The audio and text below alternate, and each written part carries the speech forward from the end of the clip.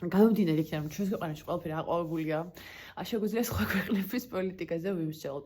როგორც იცით, 14-16 თებერვალს, ანუ დღევანდელი დღის ჩათვლით 2025 წლის, მიუნხენში მიმდინარეობდა თავდაცვითი კონფერენცია, 61 კონფერენცია, სადაც მსოფლიოს ლიდერები იყვნენ წარმოდგენილები.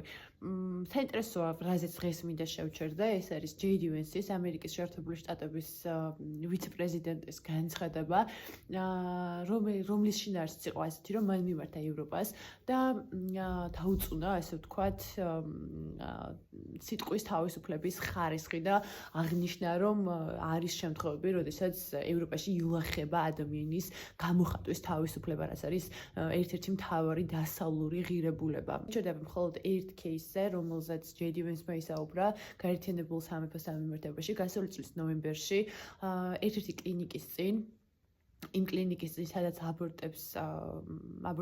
აბორტები კეთდება, ამ ერთ-ერთი კლინიკის წინ ადამ სმით კონორი, რომელიც არის ექიმი, რომელიც არის ომის ვეტერანი, იდგა დაახლოებით 50 მეტრის დაშორებით და ლოცულობდა. როდესაც მას კითხეს, თუ რისთვის ლოცულობდა, მან უპასუხა, რომ ის ლოცულობდა მისი არ დაბადებული შვილისთვის, რომელიც აბორტის მსხვერპლი გახდა.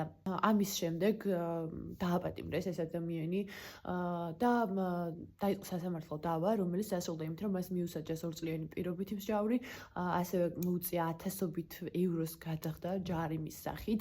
ამაზე საუბრობდა JD Vance, რომ რეალურად დიდ ბრიტანეთში მაგალითად ილახება ადამიანის რელიგიური ადამიანების უფლებები, სადაც მათ არ აქვთ გამოხატვის თავისუფლება, სადაც მათ არ აქვთ უფლება იმის, რომ დააფიქსირონ საკუთარი შეხედულებები, საკუთარი რწმენები და გავითვალისწინოთ, რომ აქ არის საუბარი მხოლოდ ლოცვაზე. ადამიანი დაიჭერეს ქუჩაში, საჯარო თავშეყრის ადგილზე 3 წუთის განმავლობაში ლოცვის გამო, იმიტომ რომ იმ კლინიკაში კეთდებოდა ასეთი კანონი, რასაკურველია მართლა არსებობს, ეს საკმაოდ ახალი კანონია, ეგრეთ წოდებული ბაფერული ზონის კანონი ეწოდება, რომელიც გულისხმობს ზუსტად ამას, რომ დაახლოებით 200 მეტრის მანძილზე იკრძალება და გააჩნიან ყველა, როგორც ვიცით, ანუ კანონის ინტერპრეტირება მე ქვემოთ დონეებზე უფრო სხვადასხვანაირად ხდება, მაგრამ საშუალოდ რომ დაახლოებით 200 მეტრში არ შეიძლება არანაირი ქმედების ან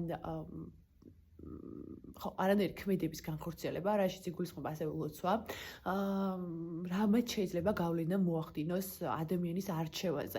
და ისინი განმარტავენ ამას ისე, რომ ეს არის ქალის ჯანმრთელობა, აბორტი.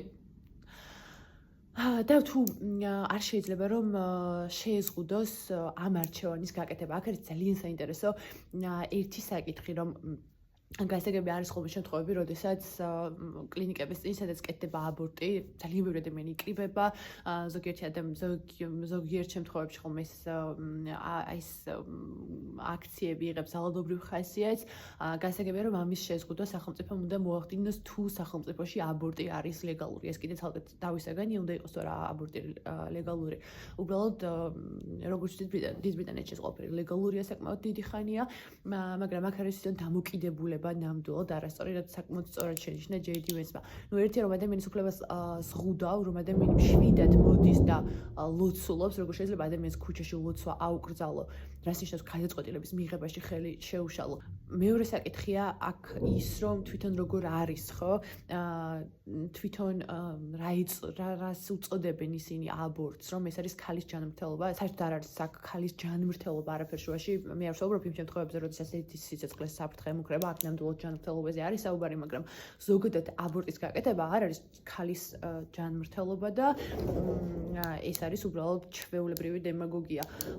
ფაქტია, რომ ეს ქალის ჯანმრთელობა არ არის, უბრალოდ მაინც იყენებენ ამას და გაყავთ ქალის ჯანმრთელობაში, რომ რაღაცა ემოციებზე თამაში მოახდინონ. და მესამე, როცა ასე გამკაცრდება ხოლმე ნორმა და არის ხოლმე შემთხვევები, როდესაც მართლა force majeure სიტუაციაში შეიძლება ძალიან გაამკაცრო რაღაც საკითხთან დაკავშირებით იმისთვის, რომ აღმოფხრა ეს როცა სერიოზული პრობლემაა იმ კონკრეტულ ტერიტორიულ ერთეულზე ან იმ კონკრეტულ სუბკულტურაში, როცა რაღაც სერიოზული პრობლემაა რაღაცა, შეიძლება რაღაც პერიოდის განმავლობაში გაამკაცრო, მაგრამ აქ რა პრობლემა იყო, ანუ არაპროპორციულია ასეთი გამკაცრება, ჯერ ერთი რას იცავ ესე ძალიან ქალმა, რომ არ შეცვალოს საკუთარი გადაწყვეტილება და არ გადაიფიქროს აბორტი იმის გამო, რომ დაინახოს, რომ ვიღაცა გარეთ ლოცულობს, ან გარეთ ვიღაცა აპროტესტებს იმას, რომ ლეგალურია აბორტი.